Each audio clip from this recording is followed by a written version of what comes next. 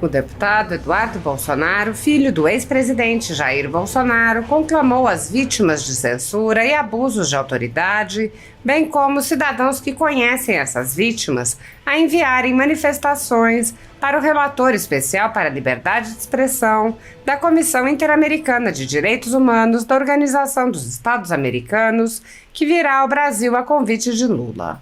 O deputado compartilhou a denúncia que apresentou, que menciona um dos abusos de autoridade perpetrados contra a Folha Política e disse: de 9 a 14 de fevereiro, a CIDH, Comissão de Direitos Humanos da Organização dos Estados Americanos, na pessoa do seu relator especial para a liberdade de expressão, o colombiano Pedro Vaca, virá ao Brasil percorrer Brasília, São Paulo e Rio de Janeiro, averiguando denúncias de violações de liberdades no Brasil. Se você já sofreu esta violência estatal sem justificativa legal, faça igual a mim e envie o seu testemunho para o e-mail cidhexpression@oas.org com o tema Visita Brasil 2025. A OEA poderá lhe solicitar uma entrevista para colher o seu depoimento e confeccionar ao final um relatório sobre o que encontrou no Brasil. Ouça o texto enviado pelo deputado Eduardo Bolsonaro à OEA.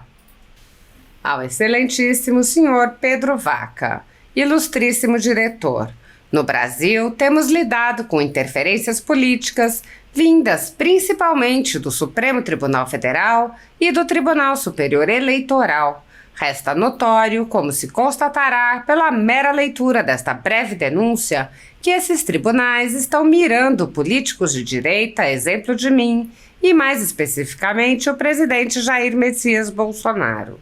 Em outubro de 2022, o ministro do TSE, Paulo de Tarso Sanseverino, ordenou a remoção em até 24 horas de uma série de publicações feitas por mim, meu irmão, o senador Flávio Bolsonaro, e vários outros perfis no Twitter e no Facebook que expunham o relacionamento do então candidato presidencial do PT, Lula da Silva, com o ditador da Nicarágua, Daniel Ortega, que prendeu 7 candidatos presidenciais opositores e, obviamente, logrou sua terceira reeleição, entre aspas, consecutiva naquele país. A ordem exigia que todas as redes sociais removessem as postagens classificadas como desinformação, sob pena de multa diária de R$10 mil. O ministro do TSE usou o subterfúgio de que essas publicações continham informações manifestamente falsas e foram divulgadas no período crítico do processo eleitoral em perfis com grande número de seguidores, com o objetivo de alcançar um alto número de visualizações. Creio que toda e qualquer postagem pretende ser bem visualizada e as redes sociais servem justamente para isso, não? Isso, em tese, poderia gerar um impacto negativo difícil de reparar na imagem do partido político e do candidato afetado pela desinformação. Ao mesmo tempo, o ministro Paulo de Tarso Sanseverino determinou que o Partido Liberal retirasse do ar uma propaganda que também vinculava Lula ao narcoditador da Venezuela, Nicolás Maduro. Em sua decisão, ele considerou que a propaganda representava um abuso da liberdade de expressão. Caso o Partido Liberal não cumprisse a ordem judicial, a coligação de Bolsonaro teria que pagar uma multa diária de R$100 mil. Portanto, segundo o TSE, essas publicações e propagandas insinuavam que Lula tem uma relação próxima com Nicolás Maduro e Daniel Ortega, o que, de acordo com o tribunal, não é verdade, é fake news. No entanto, não vimos Lula condenando as ações de Ortega contra cristãos na Nicarágua, além de Lula não ter sequer apoiado a declaração de 55 países, dentre eles Estados Unidos, Chile, Colômbia, França, Canadá, Austrália e Alemanha, condenando esses ataques contra freiras, padres e bispos na Nicarágua. Ressalta-se ainda que, em maio de 2023, Vimos Lula recebendo Maduro no Brasil com honras de chefe de Estado e demonstrações públicas de intimidade e, por que não dizer, amizade. Em agosto de 2021, num ano não eleitoral, a pedido da Polícia Federal, o Corregedor-Geral do Tribunal Superior Eleitoral, ministro Luiz Felipe Salomão, determinou que as redes sociais desmonetizassem canais e perfis que, segundo seu entendimento, provadamente espalhavam desinformação sobre as eleições. Carece de respaldo em lei a definição desta conduta como crime, ainda sem entrar no mérito se de fato tratavam-se de notícias que desinformavam, algo totalmente subjetivo e nunca abordado desta maneira na história do ordenamento jurídico brasileiro. Todos os canais e perfis listados na decisão de Salomão, no entanto, eram de viés político de direita. Aqui está a lista de canais e perfis desmonetizados pela decisão de Salomão. YouTube, Adilson Nelson Dini, Ravox, Alberto Júnior da Silva 1 e 2, Bárbara Zambaldi de Stefani, te atualizei, Camila Abdo, Emerson Teixeira de Andrade, Fernando Lisboa, Folha Política, Jornal da Cidade Online, Oswaldo Eustáquio, Canal Universo, Roberto Boni, Canal Universo 2 e Terça Livre. Facebook, Adilson Nelson Dini, Ravox, Alberto Júnior da Silva, Alan dos Santos novamente, Bárbara de Stefani, Camila Abdo, Emerson Teixeira de Andrade, Fernando Lisboa, Folha Política, Jornal da Cidade Online, Marcelo Frazão de Almeida, Nas Ruas, Oswaldo Eustáquio 1, 2 e 3 e Terça Livre. Instagram, Adilson Nelson Dini, Ravox, Alan dos Santos, Bárbara Zambaldi, Camila Abdo, Emerson Teixeira de Andrade, Fernando Lisboa, Folha Política, Jornal da Cidade Online, Marcelo Frazão, Nas Ruas, Oswaldo Eustáquio 1 e 2 e Terça Livre. Twitter, Adilson Nelson Dini, Ravox, Alan dos Santos, Bárbara de Stefani, Camila Abdo, Emerson Teixeira de Andrade, Fernando Lisboa, Folha Política, Jornal da Cidade Online, Marcelo Frazão, Nas Ruas, Oswaldo Eustáquio, Roberto Boni, Canal Universo e Terça Livre. E no Twitch TV, Terça Livre, Vlog do Lisboa. Em abril de 2024, o Brasil enfrentou um dos casos mais notórios de interferência política do Supremo Tribunal Federal e do Tribunal Superior Eleitoral, o Twitter Files Brasil. Na ocasião, os jornalistas e pesquisadores Michael Schellenberger, Davi Aga e Eli Vieira revelaram comunicações internas não públicas entre executivos do então Twitter, OGX e autoridades brasileiras, expondo um cenário de influência política e controle até então desconhecido pelo público. Esses 3 jornalistas rapidamente concluíram que o Brasil estava envolvido em uma ampla repressão à liberdade de expressão, liderada pelo ministro do STF, Alexandre de Moraes, que prendeu pessoas antes de qualquer julgamento e fora do devido processo legal por postagens em redes sociais, ordenou a remoção de usuários de plataformas sem o constitucional direito à ampla defesa e censurou postagens sem dar aos usuários o direito de recurso ou sequer acesso às provas apresentadas contra eles. Segundo os documentos divulgados pelos jornalistas, Moraes tentou minar a democracia no Brasil ao a. exigir ilegalmente que o Twitter divulgasse detalhes sobre usuários que usavam hashtags das quais ele não gostava. B. Exigir acesso a dados internos do Twitter em violação à política da empresa. C. Censurar unilateralmente postagens de membros ativos do Congresso, violando o constitucional direito da imunidade parlamentar. D.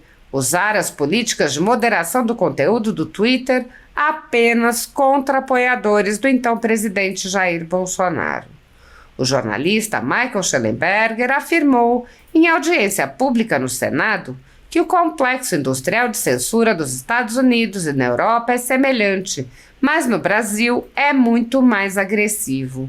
Ele disse que as decisões de Alexandre de Moraes são extremamente severas e que ele age mais como um legislador do que como um juiz. O Congresso dos Estados Unidos, no âmbito da Comissão do Judiciário, presidida pelo deputado Jim Jordan, confeccionou um relatório público de mais de 400 páginas sobre esse mesmo tema do Twitter Files Brasil. Pela primeira vez, pessoas como o jornalista Paulo Figueiredo puderam ver as ordens de Moraes para derrubar suas redes sociais, a despeito da liberdade de expressão, liberdade de imprensa e da audiência cativa comum de milhões de internautas acostumados a assistir seus programas diariamente. Neste âmbito, que peço que seja considerado meu depoimento, as partes envolvidas intimadas a se manifestar, abrindo espaço para o contraditório e ampla defesa, ainda que essa Comissão de Direitos Humanos da OEA não seja um órgão jurisdicional com poder vinculativo, mas sendo certo que se trata de um organismo democrático que busca a verdade real dos fatos. Para tanto, disponibilizei alguns links de matéria de imprensa disponíveis na internet para eventuais consultas, caso entenda-se pertinente. A censura fere de morte o sistema democrático, impede o livre aperfeiçoamento da sociedade e traz temor e pânico aos cidadãos. Que a OEA faça valer a justiça para aqueles que, mesmo debaixo de repressão, ousaram acreditar que vale a pena lutar por liberdade. Eduardo Bolsonaro. O escândalo da USAID vem revelando como o governo esquerdista de Joe Biden financiou esforços pela censura e pela perseguição política contra conservadores em todo o mundo, em especial pelo financiamento da velha imprensa. No Brasil, além de participar diretamente de eventos da USAID, o Tribunal Superior Eleitoral vem promovendo a censura e, em inúmeros casos, impondo medidas cautelares arbitrárias com base unicamente em relatórios e reportagens produzidos por pessoas interessadas que são aceitos como prova sem qualquer questionamento, enquanto os alvos desse tipo de ativismo não são sequer ouvidos e não têm acesso ao devido processo legal. Há quase 6 anos, o ministro Alexandre de Moraes conduz, em segredo de justiça, inquéritos políticos direcionados a seus adversários políticos, em uma espécie de parceria com a velha imprensa e com a extrema esquerda. Matérias, reportagens e relatórios são admitidos como provas sem questionamento, substituindo a ação do Ministério Público e substituindo os próprios fatos, e servem como base para medidas abusivas que incluem prisões políticas, buscas e apreensões, bloqueio de contas, censura de veículos de imprensa, censura de cidadãos e parlamentares, bloqueio de redes sociais, entre muitas outras medidas cautelares inventadas pelo ministro sem qualquer chance de defesa ou acesso ao devido processo legal. O mesmo procedimento de aceitar depoimentos de testemunhas suspeitas e interessadas e tomar suas palavras como verdadeiras se repete em diversos inquéritos nas cortes superiores. A Folha Política já teve sua sede invadida e todos os seus equipamentos apreendidos a mando do ministro Alexandre de Moraes. A renda do jornal está sendo confiscada a mando do ministro Luiz Felipe Salomão, ex-corregedor do Tribunal Superior Eleitoral, com aplauso dos ministros Luiz Roberto Barroso, Alexandre de Moraes e Edson Fachin. Todos os rendimentos de mais de 20 meses de trabalho de jornais, sites e canais conservadores são retidos sem qualquer base legal. Se você apoia o trabalho da Folha Política e pode ajudar, doe qualquer valor através do Pix, utilizando o QR Code que está visível na tela ou o código ajude@folhapolitica.org. Caso prefira transferência ou depósito, a conta da empresa Raposo Fernandes está disponível na descrição deste vídeo e no comentário fixado no topo. Apesar de alguns senadores agirem no limite de seus poderes para frear os atos autoritários de ministros das Cortes Superiores, a Casa Legislativa como um todo permanece cega, surda e muda, indiferente aos ataques à democracia, graças ao seu presidente, que engaveta todos os pedidos de impeachment de ministros de Cortes Superiores que chegam às suas mãos. Os senadores há muito tempo tem conhecimento dos inquéritos secretos conduzidos pelo ministro Alexandre de Moraes, utilizando delegados da Polícia Federal escolhidos a dedo para promover uma imensa operação de fishing expedition contra seus adversários políticos. O desrespeito ao devido processo legal e a violação ao sistema acusatório são marcas dos inquéritos políticos conduzidos pelo ministro e já foram denunciados pela ex-procuradora-geral da República, Raquel Dodge, que promoveu o arquivamento do inquérito das fake news, também conhecido como Inquérito do Fim do Mundo, e também por inúmeros juristas, inclusive em livros como Inquérito do Fim do Mundo, Sereis como Deuses, Suprema Desordem, Juristocracia e Estado de Exceção no Brasil. O ministro Alexandre de Moraes já foi chamado de xerife pelo então colega Marco Aurélio Mello pelos excessos cometidos em seus inquéritos. Até na imprensa internacional as denúncias vêm se avolumando. O ministro Cássio Nunes Marques consignou em voto as violações de direitos humanos nas prisões em massa ordenadas por Moraes. Apesar das constantes denúncias, o Senado brasileiro segue inerte. Os senadores sabem sobre os jornais que foram estourados, tiveram todos os seus equipamentos apreendidos e sabem sobre os jornalistas perseguidos, presos e exilados. Os senadores não apenas foram informados sobre a invasão de residências de cidadãos, apreensão de bens, mas também viram, sem qualquer reação, operações contra seus próprios membros, o senador Haroldo de Oliveira e o senador Marcos Duval. Os senadores sabem que muitos meios de comunicação vêm sendo censurados há muito tempo.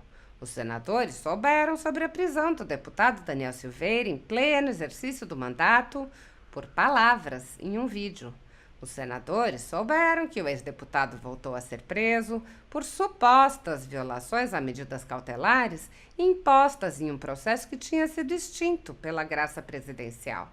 Os senadores sabem que a graça presidencial, apesar de constitucional, foi cancelada. Os senadores foram informados sobre a perseguição a jornalistas que são censurados, impedidos de exercerem sua profissão e têm bens e redes sociais bloqueados.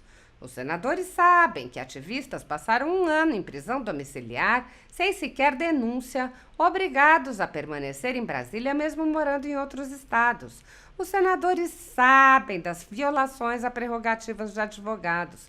Os senadores sabem sobre a prisão de Roberto Jefferson, presidente de um partido, e sua destituição do cargo a mando de Moraes. Os senadores sabem da censura a parlamentares. Os senadores sabem que jornais, sites e canais conservadores têm sua renda confiscada. Os senadores sabem sobre as prisões em massa, sem individualização de conduta, sob acusações descabidas. Os senadores sabem sobre as multas estratosféricas e confiscos de propriedade. Os senadores sabem que crianças ficam presas com seus pais sem meios de sustento, em cautelares sem prazo para acabar. Os senadores sabem que Clériston Pereira da Cunha morreu no cárcere, com um pedido de soltura, aguardando que o ministro se dignasse a apreciar. Os senadores sabem que outras pessoas presas injustamente só foram soltas após a morte do preso político no cárcere. Os senadores sabem que há outros mortos. Os senadores sabem sobre os exilados políticos. Os senadores sabem sobre as condenações absurdas e desproporcionais. Os senadores conhecem muitos outros fatos. Mesmo assim, todos os pedidos de impeachment, projetos de lei, requerimentos de CPI seguem enchendo as gavetas do presidente daquela casa. Há mais de 10 anos, a Folha Política vem fazendo a cobertura da política brasileira, quebrando a espiral do silêncio imposta pelo cartel de mídia que quer calar vozes conservadoras. Pix ajude@folhapolitica.org. De cabeça. Mas, pessoal, o assunto que eu tenho para tratar com vocês, ele é muito importante, tá? Vocês têm acompanhado aí que semana que vem vai haver uma vinda da OEA para o Brasil pela primeira vez, tá? Algo realmente impressionante. Vocês não têm ideia do que representa isso. E a primeira coisa que eu peço para vocês é, tanto quem está me acompanhando aqui no Instagram quanto quem está aqui no YouTube, é pedir para vocês... como é que tá o áudio aí? Tranquilo? É pedir para vocês comentarem sobre esses assuntos, tá? Botar bastante na rede social de vocês. Porque a gente tem que dar um gás nisso tudo. E eu quero que vocês estejam na mesma página que eu, para saber todas as peças que estão se movimentando e por que nada acontece por casualidade, tá? Então vocês estão vendo nesse momento o desbloqueio das redes sociais do Monark, que está lá nos Estados Unidos, tal qual aconteceu com o Terça Livre, teve contas bloqueadas, né? O Paulo Figueiredo também, acho que o Rodrigo Constantino.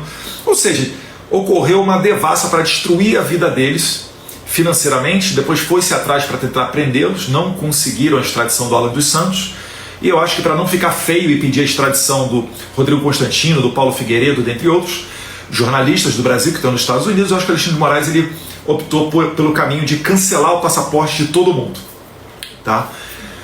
Nesse cenário, qual é o principal problema que a gente tem no Brasil?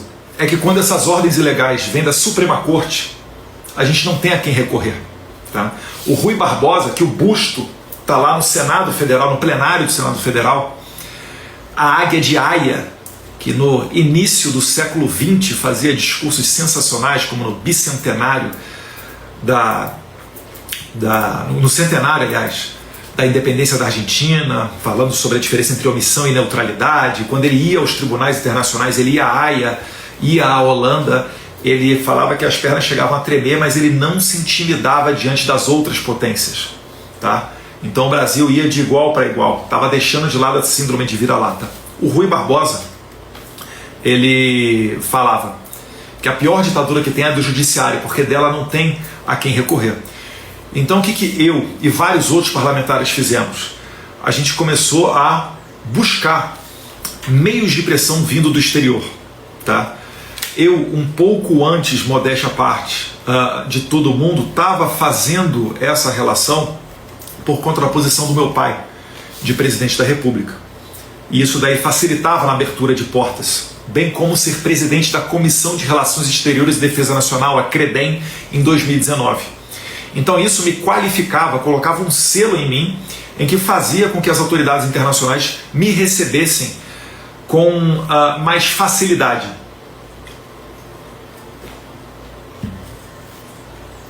E nesse momento, vale destacar, né, as pessoas às vezes falavam, está gastando dinheiro público, primeiro mentira, tá? Raríssimas vezes que ocorreu algum emprego de dinheiro público nas minhas viagens, mas hoje em dia eu até mudei de concepção, tá? Porque, por exemplo, eu já deixei de viajar aos Estados Unidos para ir no CIPEC, porque eu tinha que comprar o voo faltando 1 ou 2 semanas, e um voo em cima da hora para os Estados Unidos estava o olho da cara, tá? Meu salário é muito bom, não reclamo, paga todas as minhas contas, vivo num paraíso. Mas não dá para você a todo momento ficar fazendo viagem internacional, né? Vocês sabem que é caro, vocês sabem que demanda um financiamento, e nesse ponto eu até agradeço a todos vocês que já compraram algum curso meu, compraram algum produto da Bolsonaro Store, que isso me ajuda a ter esse tipo de respaldo para fazer as viagens. Então comecei a viajar internacionalmente, comecei a conhecer muitos parlamentares lá fora, muitas autoridades, ia na Hungria, falava com o Viktor Orbán, falava com o Peter, que é o chanceler, na Argentina, sempre muito bem recebido pelas autoridades argentinas, mais recentemente a deputada Maria Celeste Ponce, que tem sido sensacional no apoio aos brasileiros que estão na Argentina. Se ela estiver nos assistindo, deixo o meu muito obrigado. E nos Estados Unidos, obviamente, né? Fazendo toda essa relação, e o que ajudou muito foi trazer o CIPEC para o Brasil. O CIPEC, que ocorre desde 1973 nos Estados Unidos, o maior encontro de conservadores do mundo. Em 2019, na primeira visita do Bolsonaro à Casa Branca, ele ficou inclusive na Blair House, hospedado, que é uma deferência que foi dada pelo presidente Trump no seu primeiro mandato a Jair Bolsonaro. E ali eu conheci o Matt Schlapp, dentre outras pessoas, fizemos uma parceria, trouxemos para o Brasil, e desde 2019 organizamos esses eventos. E isso também ajuda na hora de você encontrar um parlamentar americano. Eu queria abrir para vocês aqui uma história que, em determinado momento, uma delegação de deputados brasileiros foi ao exterior, foi ao Congresso americano. e nós tivemos muita dificuldade em encontrar as pessoas que nós desejávamos lá, e por vezes nós fazemos reunião com os assessores dos deputados. Então veja bem, mais de 10 deputados federais brasileiros chegam no Congresso dos Estados Unidos já com pedidos prévios de agenda e não somos recebidos por aquele deputado. Eu gosto de deixar isso aí bem claro, essa história marcante, e sempre, em todas as ocasiões, em todas as experiências, ainda que possa ser uma experiência ruim, você tira um proveito dela, tá? É que eu queria deixar registrada a importância de você ter um relacionamento prévio e como é que isso tudo muda. Porque no Brasil, se você tiver uma calça jeans, uma identidade, você bate lá na porta do meu gabinete. Perfeito. Eu provavelmente vou conversar com você, talvez não vou ter muito tempo, não sei o que você vai falar comigo, então já tem que me preocupar com isso, porque por vezes pode ser uma pessoa de má índole querendo armar alguma arapuca para cima de mim, gravar alguma conversa, enfim. Nos Estados Unidos, um deputado federal, ele leva a vida mais ou menos a vida de um empresário, é muito mais profissionalizado. Então ele tem uma assessoria, ele marca a agenda, pessoas fora da agenda não são recebidas. Então não é uma dinâmica, eu não estou falando o que está certo e o que está errado, mas é uma dinâmica muito diferente do Congresso brasileiro, para quem conhece. Então essas sucessivas idas aos Estados Unidos, em que pese muitas pessoas acharem que a gente estaria lá passeando, indo comprar eletrônico, por vezes com a família, porque eu tento sempre que possível casar, né, essas viagens com a minha família, porque para ir para os Estados Unidos, já vou abrir agora o primeiro Expose, semana que vem eu estou indo para os Estados Unidos, para o Congresso norte-americano, visitar alguns parlamentares, mas para ir para lá, para Washington, saindo aqui de Brasília, não tem voo direto, eu tenho que pegar voo com escala, são 15 horas.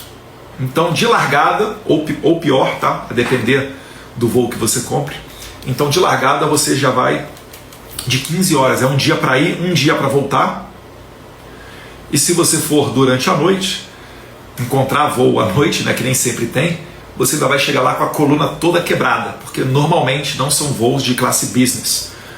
Quando eu posso, agora mais recentemente, se eu puder, alguém me convidar, eu peço. Pô, amigão, por vezes aí a classe business ela é uma questão de necessidade, mas eu te garanto que 98% das vezes a gente vai de econômica e vai na fé. Eu tenho 40 anos, não tem que reclamar. Quando eu era moleque eu pegava ônibus para ir para a praia, ia e voltava em pé, da Tijuca para a Barra da Tijuca, às vezes chegava, saltava ali no bar do Osvaldo, ainda ia caminhando, ou pegava carona para ir para Joatinga, voltava na hora do rush no final do dia, pegava o ônibus lotado e ia em pé. Eu falei, poxa, agora vou sentado no avião, vou reclamar? Tá maluco. Ainda leva um livrinho para ir lendo. E nisso tudo foi se formando esse relacionamento para eu chegar no momento de hoje. E esse relacionamento ele não é feito sozinho, tá? Mais recentemente, coisa de 2 anos para cá, eu fiquei muito feliz que muitos parlamentares, talvez na falta de quem recorrer dentro do Brasil, começaram a enxergar que tinha valor essa relação internacional, né? Começaram a enxergar que poderia ter uma saída, e eu agradeço a todos eles, eu de cabeça, eu acho aqui que junto, lado a lado comigo, porque eu não mando em ninguém, eu sou tão deputado em que pese minha votação quanto todos os outros, mas de cabeça, por exemplo, agora na posse do Trump, eu vi Cabo Gilberto, Coronel Crisóstomos, Bia Kicis, já esteve conosco Marcel Van Hatten, senador Magno Malta, senador Girão, que conhece o deputado Chris Smith antes de todo mundo, por conta da pauta do aborto, que é uma pauta que une eles dois.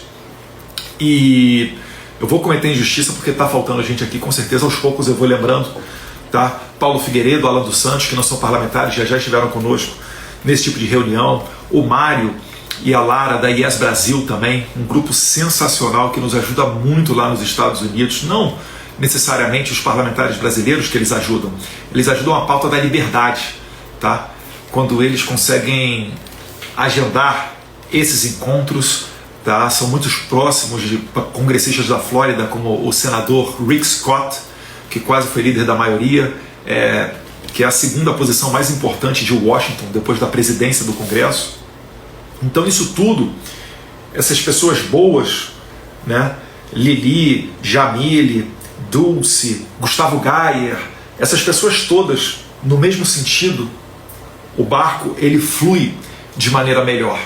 E aqui eu já vou deixar claro para vocês que para mim a eleição da Câmara passou, tá, pessoal? Isso aí é a página virada. Existe algo mais importante, que é a gente se colocar no lugar das pessoas que estão presas hoje e todo dia você, fora de casa, não é um hotel 5 estrelas, uma prisão, como vocês devem imaginar, olhando para o teto, esperando o tempo passar, pedindo a Deus para te dar forças para ultrapassar aquele momento. Pessoas inocentes, nunca pisaram numa delegacia, estão condenadas às vezes até a 17 anos de idade. Então esse é o principal ponto que a gente precisa trabalhar, para mim é a prioridade. Vocês estão vendo o presidente da Câmara, o novo presidente Hugo Mota, falando muito sobre isso, está deixando a esquerda com raiva. Eu digo para vocês, haverá um momento em que o Hugo Mota ele vai ter que pautar projetos vindos do governo, vindos do Lula e do PT. Não é momento para você atacar ele. É claro que a gente vai marcar o nosso posicionamento, a gente vai subir a tribuna, a gente vai deixar o nosso voto, Deus queira o nosso voto vencedor para derrubar o governo, porque o que vem de lá normalmente não é bom. Eles vão querer acelerar com relação à regulamentação das mídias sociais, porque eles sabem que a permanência do PT no poder passa pela censura. É por isso que o Lula joga juntinho com o Alexandre de Moraes. Sem liberdade de expressão, a gente não tem como expor que a gasolina está batendo R$7, que o arroz e o feijão estão caros, que está tendo recorde de incêndio na Amazônia, o que ocorreu em 2022 nas nossas eleições, etc. Então a estratégia da esquerda é tentar nos calar, sempre utilizando como argumento que nós estamos sendo antidemocráticos. Então, vocês talvez venham a lembrar uma coletiva de imprensa que a gente fez com o deputado Chris Smith lá nos Estados Unidos em março de 2023. Muita gente tirou sarro porque o púlpito da coletiva de imprensa ele estava meio remendado ali, os microfones meio postos de uma maneira aleatória. E normalmente, quando, principalmente aquela parte maravilhosa da grande imprensa brasileira, quando ela faz isso, ela está tentando tirar o foco daquilo que realmente interessa.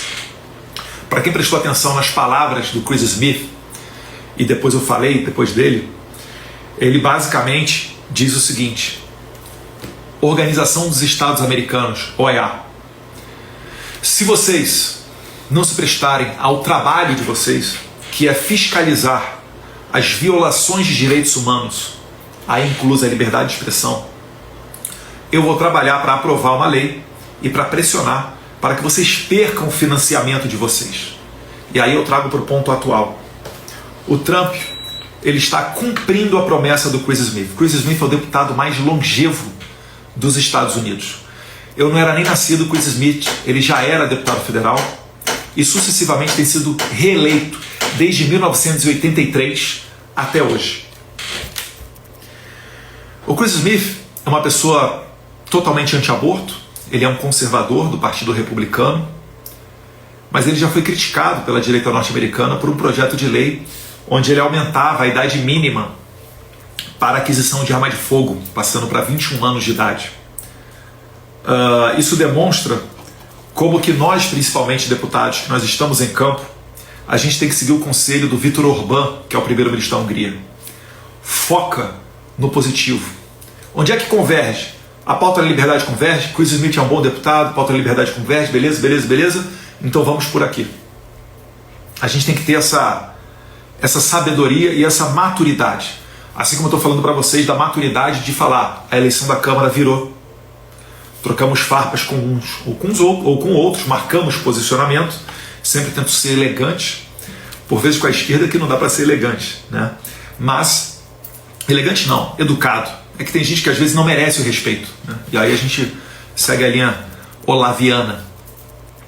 Mas aí o Chris Smith, ele fez essa declaração na coletiva de imprensa, bem como ele propôs depois um projeto de lei que trata-se ali do HR 9850, que é o projeto de lei para fazer a Lei Brasileira de Democracia, Liberdade e Direitos Humanos. Então, Chris Smith é um deputado que não é muito de rede social, mas ele tem uma participação essencial em tudo que está acontecendo aqui. Tá? Também a deputada Maria Elvira Salazar, que representa muito a comunidade hispânica lá fora, a comunidade latina, porque ela é descendente de cubanos, muito colada ao senador Marco Rubio, que agora virou secretário de Estado, equivalente ao nosso chanceler. E Deus quiser, semana que vem nós também teremos uma oportunidade para encontrar com a deputada Maria Elvira Salazar, com o deputado Chris Smith, dentre outros. E essa extensão para mais deputados se engajando nessa pauta internacional, ela é sensacional. Por quê? Porque semana que vem a OEA está vindo ao Brasil pela primeira vez. O Trump, ele saiu da OMS. Ele está cortando financiamento para vários organismos multilaterais. Ele saiu do Acordo de Paris. Agora, o Milei da Argentina também saiu da OMS. E os Estados Unidos é o maior financiador da OMS, com $500 bilhão anuais. Tá? Quanto é que está o dólar aí? 6? Então faz as contas aí, 3 bilhões de reais anuais, é o que ele dava para a Organização Mundial da Saúde. E isso daí é que está fazendo os ventos mudarem. Eu vi, como é que é o nome daquele jornalista da esquerda, da Globo News, que ficou me sacaneando, falando, olha que ridículo, deputado Eduardo Bolsonaro se prestando a isso, porque eu estava comemorando, fazendo a dancinha lá do Trump, junto com outros parlamentares. Estava o Cherini lá do Rio Grande do Sul, o Coronel Crisóstomo, depois chegou o Polon, quem mais estava ali? Cabo Gilberto, Capitão Alden, enfim, a gente está num momento de celebração, a gente tem que celebrar a vitória mesmo. É que às vezes, pela má qualidade da imprensa brasileira, quando se trata de reportar os acontecimentos internacionais, como vem tão enviesado a depender do veículo de comunicação que você se informe, as pessoas não estavam dando conta do que estava acontecendo aqui no Brasil. E eu adianto, eu rezo pela vida do Trump até hoje, mesmo depois do tiro e tal, foi eleito, mesmo depois de eleito, a gente continua orando pela vida dele até hoje, para que ele continue sendo esse instrumento de resgate da normalidade mundial, e principalmente aqui na nossa região. E eu sabia que o Trump, ele não reza o politicamente correto, e ele perfeitamente cumpriria essas promessas. Ele cumpriria, ele seria capaz de ouvir os parlamentares americanos, pessoas que a gente conversa, para colocar diante essas pautas. Então, quando o Trump sai da OMS, quando ele sai do Acordo de Paris, alguém duvida que ele possa sair da OEA? Porque a OEA ela é feita para, por exemplo, preservar os direitos humanos, para analisar as denúncias de direitos humanos, aí inclusa a liberdade de expressão. Se a OEA não trabalha, para que você vai financiar a OEA? Você que está me ouvindo, sabia que o dinheiro do seu imposto, uma partezinha dele, o Brasil manda lá para a OEA também? Então é a mesma situação dos eleitores, dos cidadãos para comigo, deputado federal. Eu sou servidor público, eu tenho que trabalhar para vocês. Não é o contrário, né? De vocês trabalhando para mim. Vocês não têm. Eu não tenho que prestar, vou fazer um favor, vou atender uma pessoa. Não, tem que atender. Né? Essa semana na Câmara, uma das raríssimas vezes que aconteceu, eu tive que passar reto a uma pessoa, porque eu estava indo fazer um atendimento no gabinete, ainda estava mandando um áudio, eu só ouvi uma senhora, né? Ela falando, eu preciso de 1 minuto com você. Só que por vezes 1 minuto vira 10, e a pessoa que está me esperando no meu gabinete, que já estava há um bom tempo, ficaria esperando ainda mais. E muitas das vezes o que chega para nós não é sequer da atribuição de um deputado federal. Então, para otimizar meu tempo, eu falei, vou ali encontrar com a pessoa que eu tenho que encontrar. Eu falei para ela rapidamente, estava no meio de uma mensagem de voz, e falei para ela, agora eu não posso. E continuei rapidamente. Uma senhora, ela ficou sentida, depois ela me escreveu, eu peço desculpas a ela, mas eu não tinha muito o que fazer, eu imaginei que se fosse importante, ela esperaria primeiro eu atender a pessoa que estava na frente agendada, para depois atender ela, só que ela já tinha ido embora. O meu pai, Jair Bolsonaro, ele fazia também esses atendimentos, às vezes as pessoas esperavam 2, 3, 4 horas na fila para serem atendidas pelo então deputado federal Jair Bolsonaro, quando ele estava naquela ascensão para a presidência da República. Recordo certa vez que o presidente da Câmara, o Eduardo Cunha, levava as sessões muito para dentro de madrugada. E aí, numa dessas oportunidades, que não era tão raro assim, depois da meia-noite, você subindo as escadas para voltar para o seu gabinete, você vira no corredor, aí lá no final do corredor, para quem já foi e visitou o deputado Jair Bolsonaro na Câmara dos Deputados, sabe do que eu estou falando? No final do corredor, no apelidado Carandiru do Congresso, lá no final, um gabinete que ninguém quer porque não tinha banheiro dentro dele, tinham pessoas na porta. Estou falando de depois de meia-noite. O meu pai, ele olhava, caminhava, abria um sorriso, chamava o pessoal para dentro, se tivesse café, servia café, e começava atendimentos, meia-noite, 1 da madrugada. Eu vi isso acontecer, ninguém me contou não, tá? Então assim, aqui a gente trabalha bastante, a gente trabalha de verdade, e essa eleição do Trump, a gente ficou muito feliz, mas muito feliz mesmo, porque no passado, se vocês forem ver, a OEA ela já recebeu uma delegação da esquerda, da deputada Elisiane Gama. A deputada Elisiane Gama, ela foi em 2024, abril de 2024, na OEA, e aí vocês imaginam o que ela foi falar lá, né? Junto com outros parlamentares de esquerda. E é engraçado porque ela não falou com quem ela se encontrou, ela só falou que foi uma visita muito importante.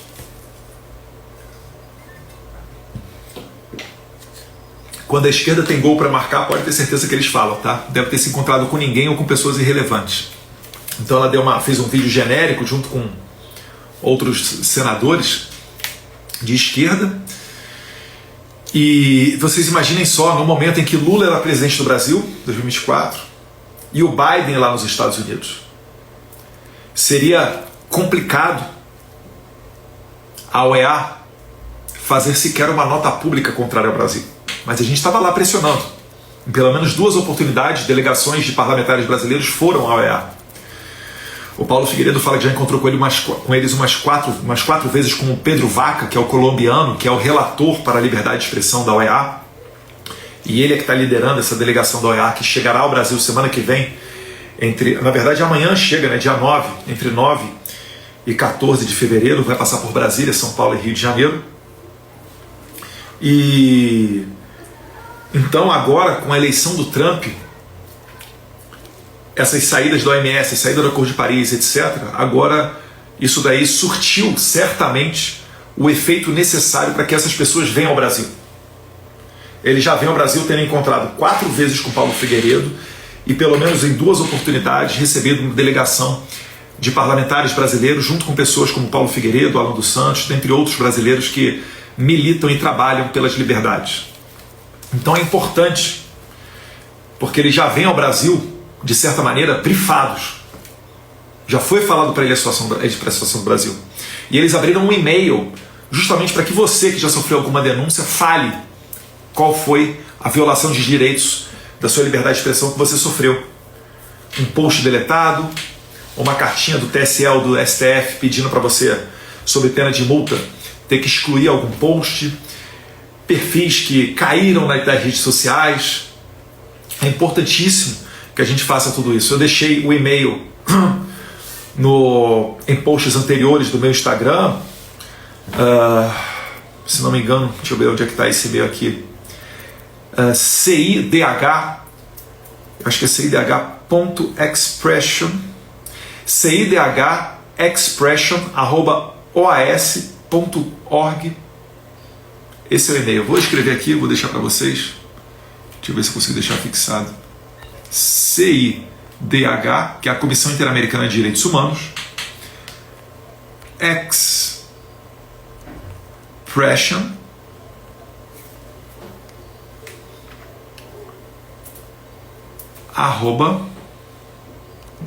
@OAS, que em inglês significa OEA.org.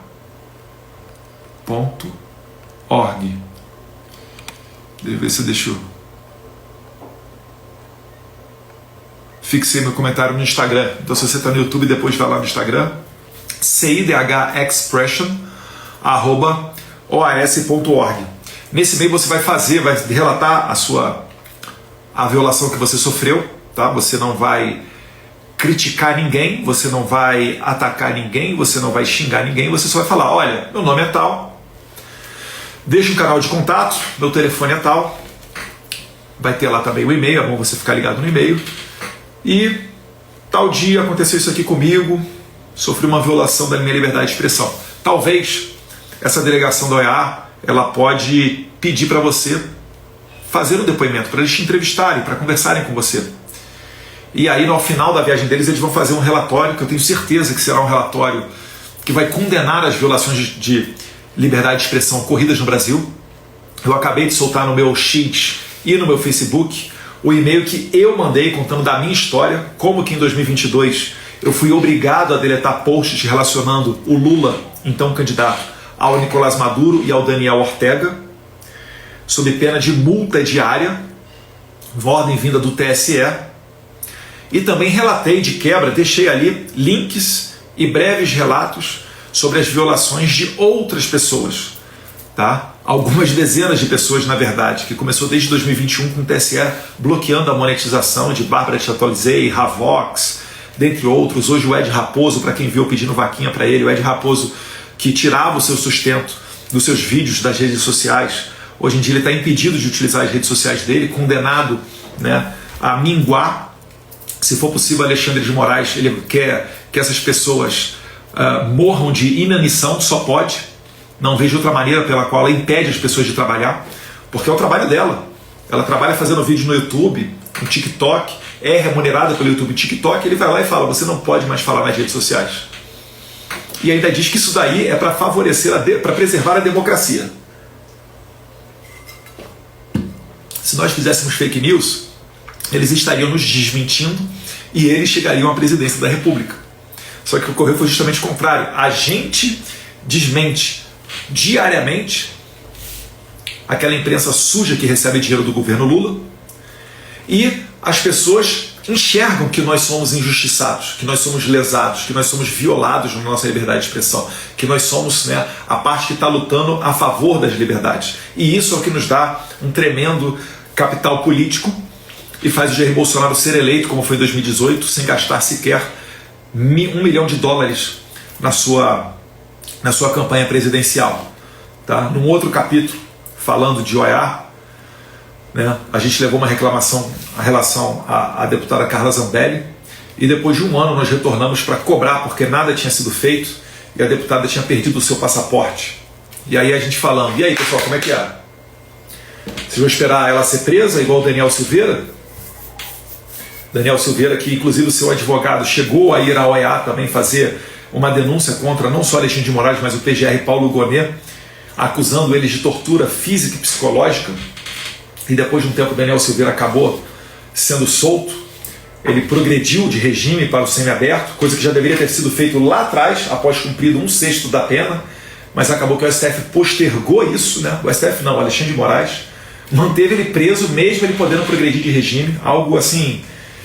Meus caros, eu nunca vi um traficante passar metade desse veneno aí do Alexandre de Moraes. Pelo contrário, se estivesse traficando, estava vindo ordem do STF para proibir a Polícia Federal, a polícia, de subir favela que eles dominam, que é a ordem do Fachin, na DPF 6395, se não me engano, que foi impetrada pelo PSB, Partido Socialista Brasileiro, que é o partido do Flávio Dino, o partido do Marcelo Freixo, né? Esse mesmo partido é que está impedindo a polícia de subir as favelas, e o crime organizado está estendendo o seu domínio, colocando barricada, né, se armando melhor. É o mesmo efeito que teve do Brizola lá nos anos 80. Tá? Inclusive, cocaína no Rio de Janeiro é apelidada de Brizola. Quem sabe a gente não vê daqui a pouco alguma droga sendo apelidada com o nome de Fachin, em homenagem e agradecimento ao ministro do STF, que não permite que a polícia suba a favela desde o tempo da pandemia. Falou lá atrás que era por causa da pandemia, mas a ordem segue vigorando até hoje. E ele diz que não tem relação. Não, tem não, que isso? O bandido está traficando, está ganhando dinheiro, está comprando mais armamento, mas não tem relação nenhuma. Será que se ele morasse no pé da favela ele ia ter essa mesma decisão? Será que se os filhos dele fossem policiais militares e civis que sobem o morro dominado por traficantes fortemente armados, ele teria essa decisão? Mas encaminhando para o final aqui, pessoal, falei da Carla Zambelli, doutor Paulo Faria, advogado Daniel Silveira, muito corajoso, protocolou já denúncias na Comissão Interamericana de Direitos Humanos. Essa comissão, como é que funciona esse organismo lá? Ela é a Comissão Interamericana de Direitos Humanos. Ela recebe todas as denúncias que chegam sobre violação de direitos humanos, e aqueles casos que eles enxergam indícios de veracidade, indícios de substancialidade, de materialidade, eles mandam para a Corte Interamericana de Direitos Humanos, que é quem fará o julgamento dos acusados. Então, hoje em dia, o que nós temos é uma análise prévia para saber se esses casos do Brasil serão levados para uma análise mais profunda da Corte. O Deltan Dallagnol, olha como é que é importante a gente virar a página da eleição da Câmara, tá? Porque eu troquei farpas com o Deltan Dallagnol, troquei farpas não, né? Na verdade ele argumentou para um lado, eu argumentei para o outro, cada um forma a sua convicção, mas sempre de maneira educada. O Deltan Dallagnol está relembrando que o Brasil tem um representante nessa Corte Interamericana de Direitos Humanos, que é o Rodrigo Mudrovich. E pelo que eu vi ali, o Deltan estava sugerindo que o Rodrigo Mudrovich pode ter, né, alertado a Suprema Corte Brasileira de que a OEA está vindo para fazer um trabalho sério no Brasil. E isso pode ter motivado o Alexandre de Moraes a dar uma afrouxada e liberado as redes sociais de Monark, dentre outras pessoas que ele tá liberando agora, para tentar mostrar nessa visita da OEA ao Brasil, para tentar dizer, olha, aqui não está tão ruim não, olha só, inclusive o Alexandre de Moraes é um cara que senta, que negocia, que está tocando a bola e está amenizando aqui essa questão da repressão. Eu acho que eles estão com medo do que pode vir da OEA, né? E o Alexandre de Moraes ele não age sozinho, ele está numa Suprema Corte com outros 11 juízes, outros 10, né? Com ele, total de 11 ministros do Supremo Tribunal Federal. Eu não sei se isso daí de fato ocorreu, essa interlocução do Rodrigo Mudrovich, mas eu achei ela bem interessante. O que a gente tem só que analisar é o seguinte, e aí vem um recado importante para você que está me assistindo. O Alexandre de Moraes, ele sempre acaba se sentindo mais forte depois que ocorre algum recuo. Sem entrar no mérito, até porque eu não tenho todos os detalhes, mas vocês vão lembrar daquele 7 de setembro, que no dia seguinte o Jair Bolsonaro fez uma carta, né, botando panos quentes, e eu acreditava, não estou falando que teve acordo ali, porque eu não sei, mas eu acreditava que fosse, né, ocorrer algum tipo de distensionamento, e não foi isso que aconteceu. O Alexandre de Moraes continuou com os inquéritos. Depois, quando o Jair Bolsonaro não era mais presidente, ele botou o Daniel Silveira preso, ignorou o indulto do presidente. Mais para frente, ele e o STF, em maio de 2023, eles anularam o indulto dado pelo presidente de maneira bizarra, com o argumento de que fere o princípio da pessoalidade. O presidente conhece Daniel Silveira, então não pode dar o indulto. Calma aí, no passado, a Dilma e o Lula que indultaram e beneficiou o Zé Dirceu, por exemplo. Mas enfim, estou querendo dizer o seguinte: pode ser que seja uma sinalização de distensionamento, mas depois de repetidos capítulos semelhantes, eu creio que a gente tem que continuar indo aos Estados Unidos e a gente tem que continuar expondo o Alexandre de Moraes, porque ele não é uma pessoa que se intimida facilmente, e se ele recuar e você achar que está distensionando, ele já provou que depois ele volta com o dobro de força. Então, semana que vem eu estou mantendo a minha viagem aos Estados Unidos para falar com parlamentares americanos principalmente. Eu seguirei no trabalho de exposição da ditadura de toga que o Brasil vem vivendo. Não há outro termo, é uma ditadura o que a gente está vivendo. Deputado que tem que discutir com os outros e ver com a assessoria o que ele pode ou não falar da tribuna da Câmara, isso não é um país saudável. Não se trata de uma democracia quando você critica a Polícia Federal e a Polícia Federal move inquéritos contra os deputados. A gente tem imunidade parlamentar. Ocorreu comigo, com o Cabo Gilberto, que é deputado federal pela Paraíba, e com o deputado Marcel Van Hatten. O único que segue adiante é do Marcel Van Hatten, porque ele foi enquadrado em injúria, que é atribuir falsamente crime a outra pessoa. Não atribui falsamente nada. Mas como é um crime que tem uma pena um pouco maior, esse inquérito ele vai seguir adiante. E já eu e Cabo Gilberto, nós fomos investigados pela Polícia Federal por ter cometido outro tipo de crime contra a honra, que é mais leve, né? E esse crime mais leve, a Polícia Federal tem uma instrução normativa interna que fala que a PF não investiga esse tipo de crime, né? Não coloca adiante as investigações, porque são penas que sempre acabam se transformando em pagamento de cesta básica, né? Sempre ocorre uma transação penal, que são os chamados crimes de menor potencial ofensivo. São quando as penas máximas não ultrapassam 2 anos de cadeia.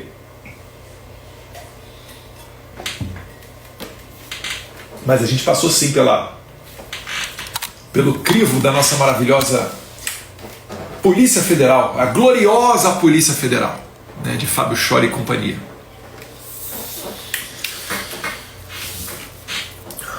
Então, nós temos nos Estados Unidos esse grande escândalo da USAID, que eu pretendo detalhar com os parlamentares americanos e tentar trazer esse, assim como foi o Twitter Files Brasil, exposto por Michael Schellenberg, que acabou entrando na discussão do subcomitê global para direitos humanos do Chris Smith. E o Michael Schellenberg ele foi ouvido lá junto com o Alan dos Santos, junto com o Chris Pavlovski, que é o dono da Rumble, e tinha até um esquerdinha lá na audiência, tem conexões com o PT, que também foi ouvido. Isso aí não tem problema, tá? Porque ouve-se todos os lados. Eu fico muito confortável. A verdade está do nosso lado. Eu não tenho por que ficar censurando os outros. Inclusive, é até positivo às vezes, dá dor de cabeça, mas é positivo às vezes quando a imprensa nos acusa de algo falsamente, porque eu mostro a verdade e ganho mais capital político. Sempre que você atravessa uma crise, uma falsa acusação, do outro lado você chega mais forte.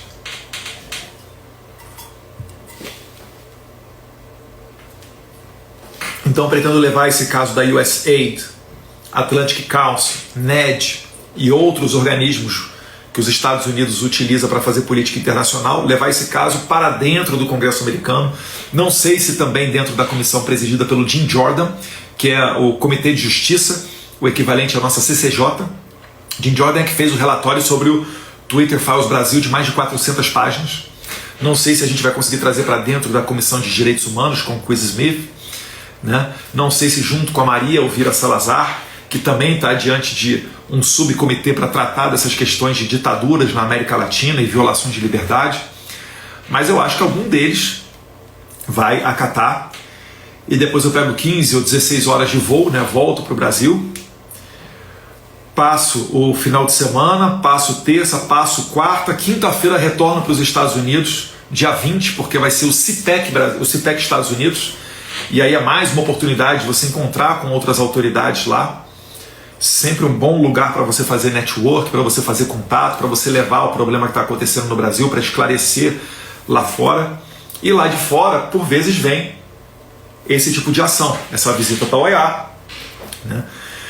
Vem mais clareza sobre quem é Lula da Silva, o jogo que ele joga junto com o Alexandre de Moraes, que a Janja mandou um fuck you Elon Musk, e assim por diante. Então esse nosso trabalho, a gente fica muito feliz de que ele tá dando resultado. São os novos ventos que estão soprando com a eleição do Trump. Se o Trump não tivesse sido eleito, nada disso aqui estaria acontecendo. Eu acredito, por favor, na boa intenção do relator para a liberdade de expressão, o colombiano Pedro Vaca, que está liderando essa delegação da OEA, que vai visitar o Brasil, vai passar por Brasília, São Paulo e Rio de Janeiro, é que ele também tem um teto, né? Como eu falei, um ambiente muito hostil com Biden presidente nos Estados Unidos, usando a USAID para fazer toda a manipulação que vocês estão vendo, e o Lula aqui no Brasil apoiando o Alexandre de Moraes na questão da censura. Ficaria muito difícil para ele fazer, né, essa visita, mas agora existe um ambiente correto e propício para isso, e eu tenho muita esperança de que a OEA estará apenas começando esse trabalho pela liberdade de expressão no Brasil. Eu acredito num relatório honesto, decente, e que depois fará que esse caso suba para a Corte Interamericana de Direitos Humanos. E aí a coisa muda de situação. Porque uma condenação da Corte Interamericana de Direitos Humanos, ela pode forçar o Brasil a mudar determinadas condutas e ela serve de parâmetro na jurisprudência internacional para outros países. Então, é muito gratificante ser uma sementinha para fazer parte disso. Vocês estão vendo aí que o PT ele não quer que eu consiga ser presidente da Comissão de Relações Exteriores e Defesa Nacional do Brasil. Essas negociações elas estão acontecendo. Graças a você que votou nos parlamentares do PL e permitiu que Jair Bolsonaro liderasse a maior bancada de deputados federais da Câmara dos Deputados brasileira, nós temos uma posição privilegiada na escolha das presidências dessa comissão. E uma vez sendo presidente da Comissão de Relações Exteriores e Defesa Nacional do Brasil, podem ter certeza, com o poder de agenda que tem o presidente para fazer a pauta, e são nas comissões que ocorrem os grandes debates, quando a matéria chega no plenário, já está mais ou menos acordada com os líderes, cada um já sabe mais ou menos como é que vai fazer ou como é que vai votar. Então o grande debate ele ocorre principalmente dentro das comissões, e o meu compromisso de levar audiências públicas, discutir notas de repúdio, botar adiante acordos internacionais que o Brasil seja signatário, sempre a favor da liberdade de expressão. A gente vai ter uma possibilidade muito grande de interagir com outros presidentes de Comissão de Relações Exteriores, né, talvez da Argentina, da Hungria, da Espanha, de Portugal, da Colômbia, dos Estados Unidos, do México. Então isso coloca esteroides na nossa atuação internacional, que vocês estão vendo, né, sempre voltada para com as liberdades. Então, por favor, compartilhe essa live, fale com seus amigos, poste, acompanhe a visita da Comissão Interamericana de Direitos Humanos ao Brasil, tá? A partir de segunda-feira estarão por aí. Eventualmente pode ser necessário, ser interessante, sempre de maneira respeitosa e educada, as pessoas estarem na porta ou dentro dos eventos e desses locais onde estarão essa delegação da OEA, tá? Sempre com muito respeito e de maneira muito educada, porque a gente não é de esquerda, para mostrar para eles, olha, é verdade. O Brasil está sofrendo uma censura sistemática com apoio de órgãos de Estado, algo totalmente fora da Constituição e fora do direito internacional. Isso tem sido feito principalmente para desbalancear o cenário político, o cenário eleitoral, para se privilegiar apenas um espectro político. E a gente acredita que a OEA ela possa fazer um trabalho importante nessa área. Perfeito? Eu acho que aqui eu deixei todos os recados que eu gostaria. E espero que vocês me sigam aí no Twitter, no X, no Facebook, no Instagram, no YouTube. Inclusive essa visita que a gente vai fazer semana que vem aos Estados Unidos e depois, subsequentemente, ao CPEC, lá de Washington, D.C. A gente fica um tempo com saudade dos nossos filhos, fica longe da família, gasta um dinheiro, mas é muito gratificante quando você vê os resultados, os frutos vindo. Eu me sinto muito útil nessa construção toda e agradeço o apoio de todos vocês que sempre confiaram nesse trabalho. Beleza? Um abraço a todos vocês. Fiquem com Deus.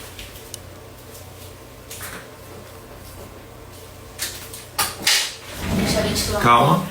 Deixa eu terminar aqui.